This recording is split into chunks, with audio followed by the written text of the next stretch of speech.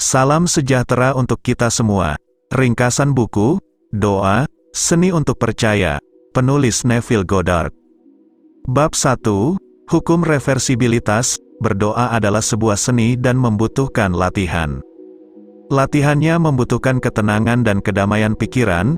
Janganlah kamu mengucapkannya berulang-ulang, karena doa dilakukan secara rahasia dan Bapamu yang melihat secara rahasia akan membalasnya kepadamu secara terang-terangan. Upacara-upacara yang biasanya digunakan dalam doa hanyalah takhayul belaka dan diciptakan untuk memberikan suasana khusyuk dalam doa. Mereka yang mempraktikkan seni berdoa seringkali tidak mengetahui hukum yang mengaturnya. Ini mendefinisikan kondisi yang mengatur doa dalam hukum yang hanya merupakan generalisasi dari pengamatan kita. Hukum universal tentang reversibilitas adalah fondasi yang mendasari klaimnya. Gerak mekanis yang disebabkan oleh ucapan telah dikenal sejak lama sebelum ada orang yang memimpikannya kemungkinan transformasi terbalik, yaitu reproduksi ucapan dengan gerak mekanis. Jika panas dapat menghasilkan gerakan mekanis, maka gerakan mekanis dapat menghasilkan panas.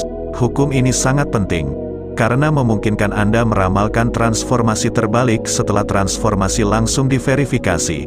Jika Anda tahu bagaimana perasaan Anda, seandainya Anda merealisasikan tujuan Anda, maka sebaliknya, Anda akan tahu keadaan apa yang dapat Anda realisasikan seandainya Anda membangkitkan dalam diri Anda perasaan seperti itu. Perintah untuk berdoa dengan keyakinan bahwa Anda telah memiliki apa yang Anda doakan, didasarkan pada pengetahuan tentang hukum transformasi terbalik.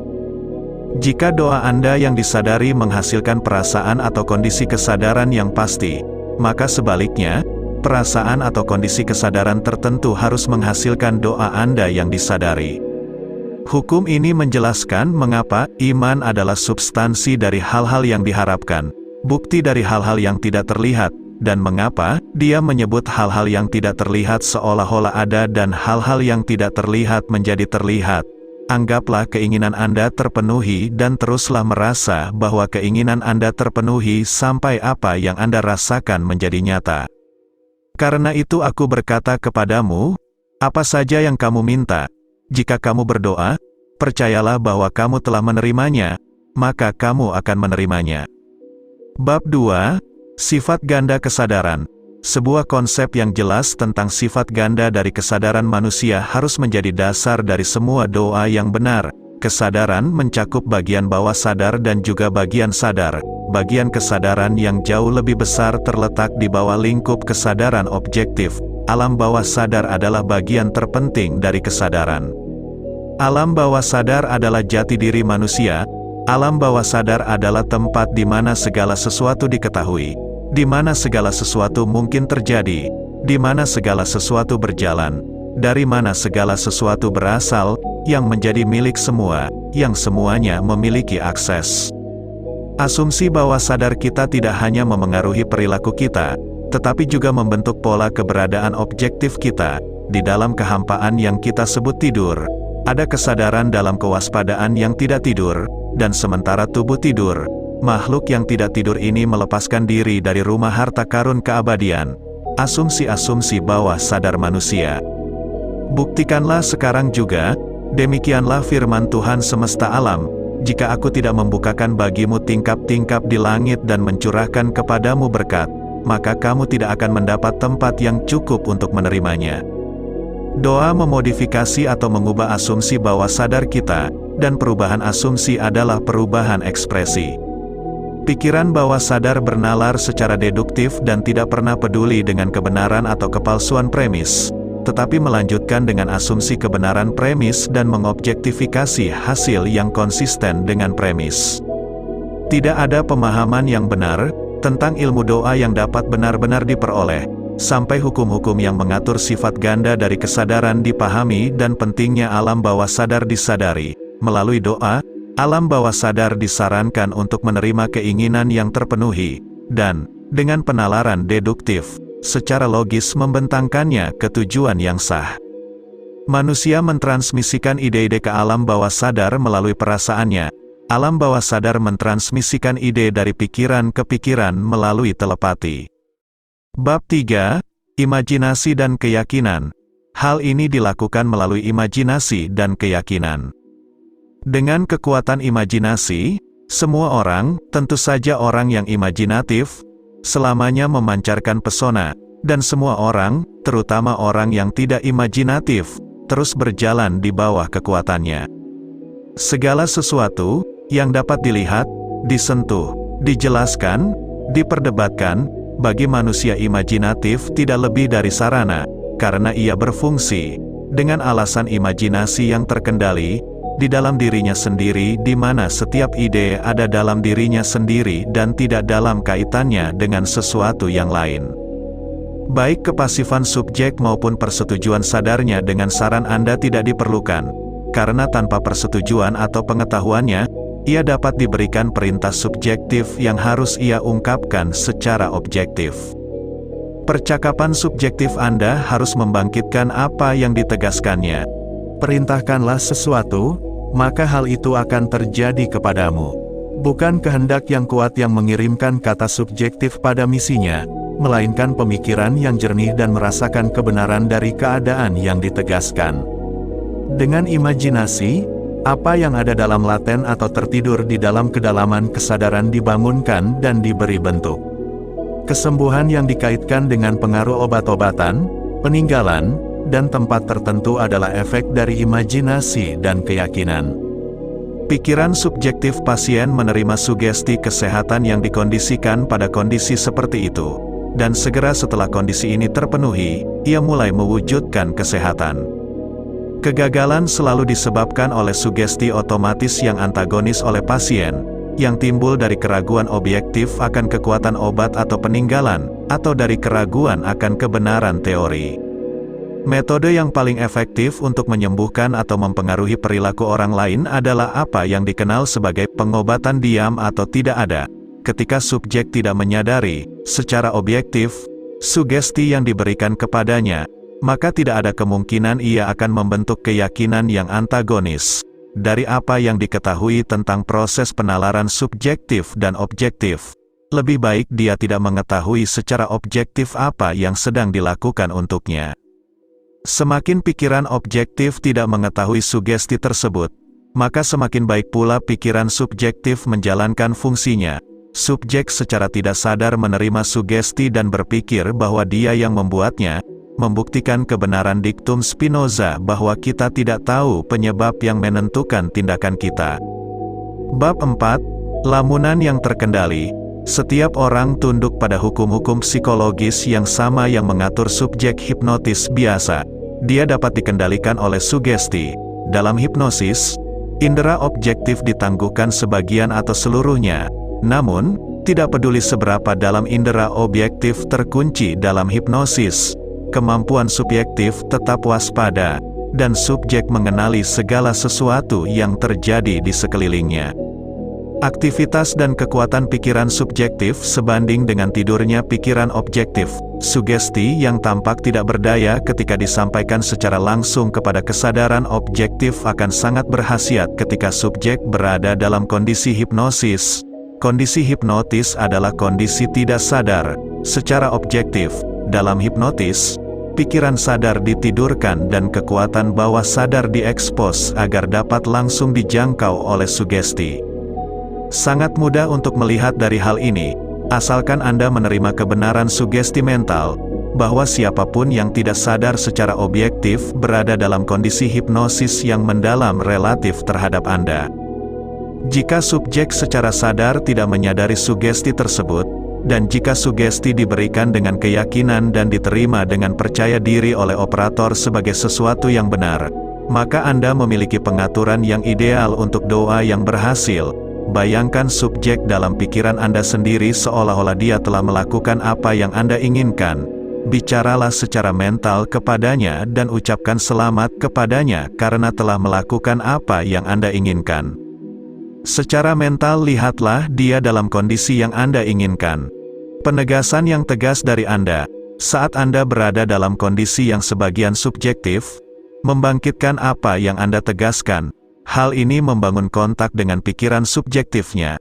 Jika Anda ingin mengiriminya kata-kata kesehatan dan kekayaan, Bayangkan dia berkata kepada Anda, "Saya tidak pernah merasa lebih baik, dan saya tidak pernah memiliki lebih banyak," dan secara mental katakan kepadanya tentang sukacita Anda dalam menyaksikan keberuntungannya.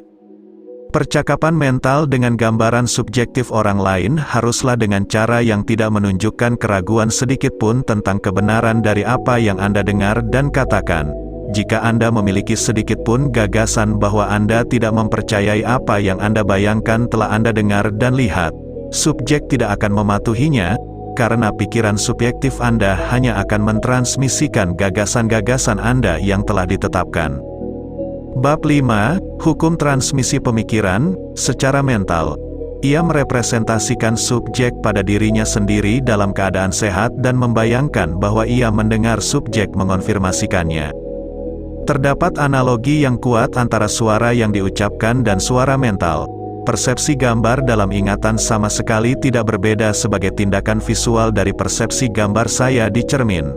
Kesadaran Anda adalah cahaya yang dipantulkan pada cermin pikiran Anda dan diproyeksikan ke ruang angkasa kepada orang yang Anda pikirkan.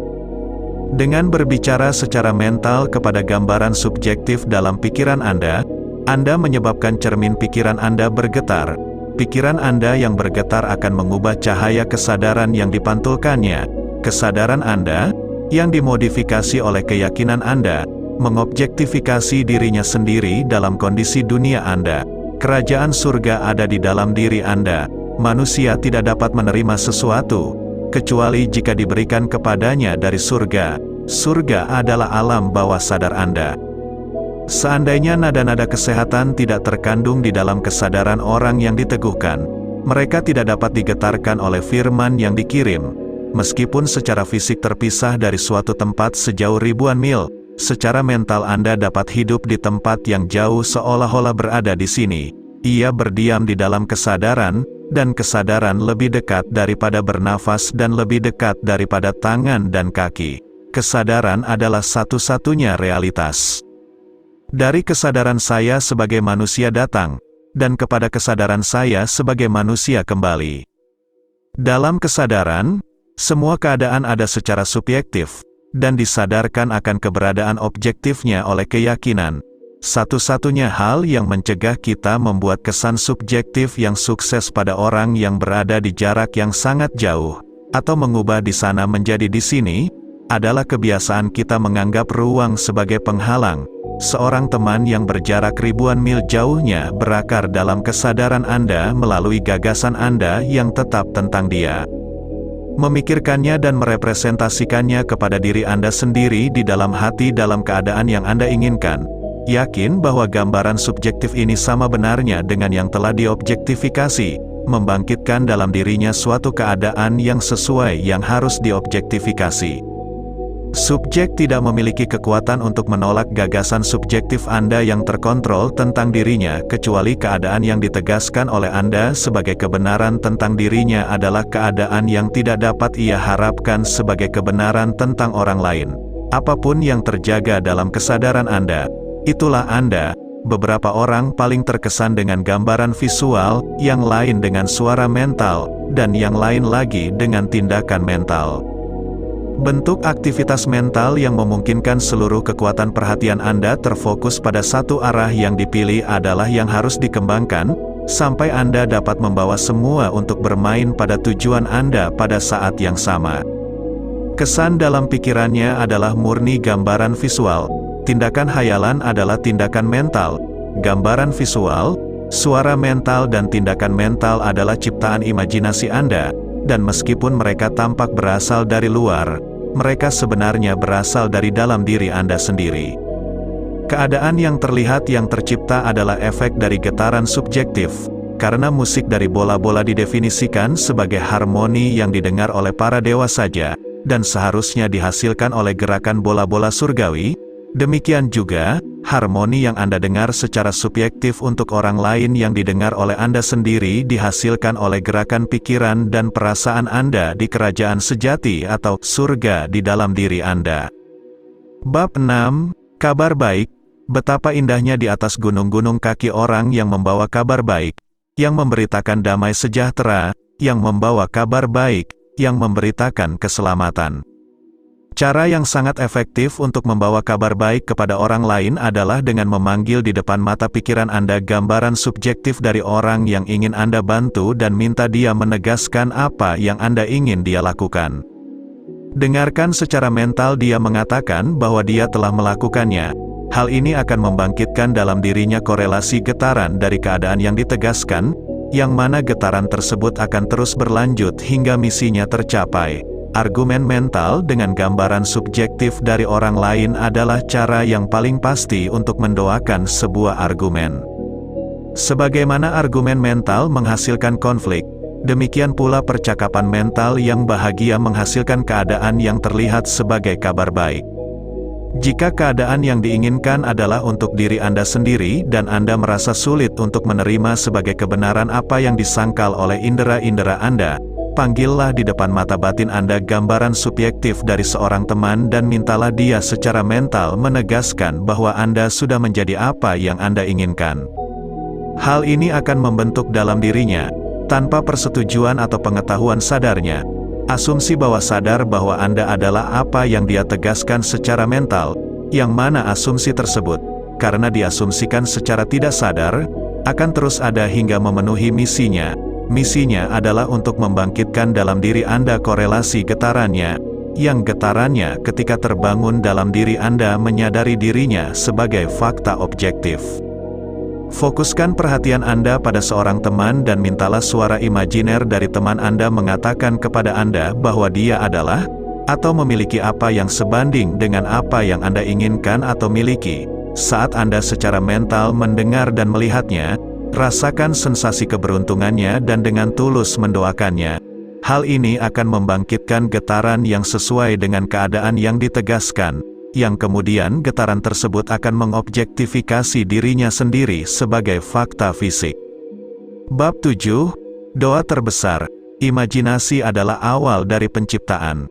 Yesus dari Nazaret, yang menyebarkan kejahatan dengan matanya, tertidur di dalam imajinasi setiap orang, dan dari imajinasinya sendiri, manusia harus membangunkannya dengan secara subjektif menegaskan, "Akulah Yesus."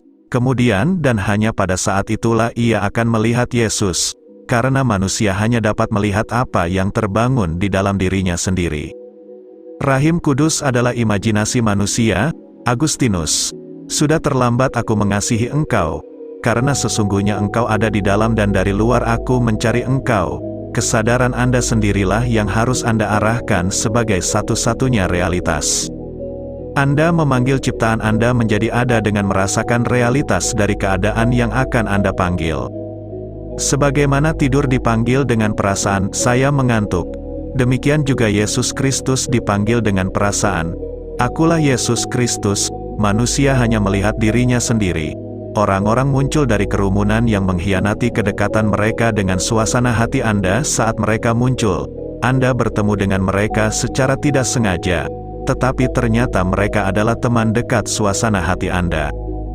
Karena suasana hati Anda terus-menerus mengeksternalisasi diri mereka sendiri, Anda dapat meramalkan dari suasana hati Anda, bahwa Anda, tanpa pencarian, akan segera bertemu dengan karakter tertentu dan menghadapi kondisi tertentu. Oleh karena itu, panggillah yang sempurna dengan hidup dalam perasaan, "Aku adalah Kristus." Karena Kristus adalah satu-satunya konsep diri yang melaluinya dapat dilihat realitas kekekalan yang tersingkap. Perilaku kita dipengaruhi oleh asumsi bawah sadar kita yang menghargai peringkat sosial dan intelektual kita sendiri dan orang yang kita ajak bicara. Marilah kita mengasumsikan perasaan, "Saya adalah Kristus," dan seluruh perilaku kita secara halus dan tidak sadar akan berubah sesuai dengan asumsi tersebut. Asumsi bawah sadar kita terus-menerus mengeksternalisasi diri mereka sendiri sehingga orang lain dapat secara sadar melihat kita sebagaimana kita secara tidak sadar melihat diri kita sendiri, dan memberitahu kita melalui tindakan mereka apa yang secara tidak sadar kita asumsikan tentang diri kita sendiri. Oleh karena itu, marilah kita mengasumsikan perasaan, "Akulah Kristus." Sampai klaim sadar kita menjadi asumsi bawah sadar kita bahwa kita semua dengan wajah terbuka melihat seperti di kaca kemuliaan Tuhan diubah menjadi gambar yang sama dari kemuliaan ke kemuliaan. biarlah Tuhan bangkit dan musuh-musuhnya dihancurkan. Sekian dan terima kasih.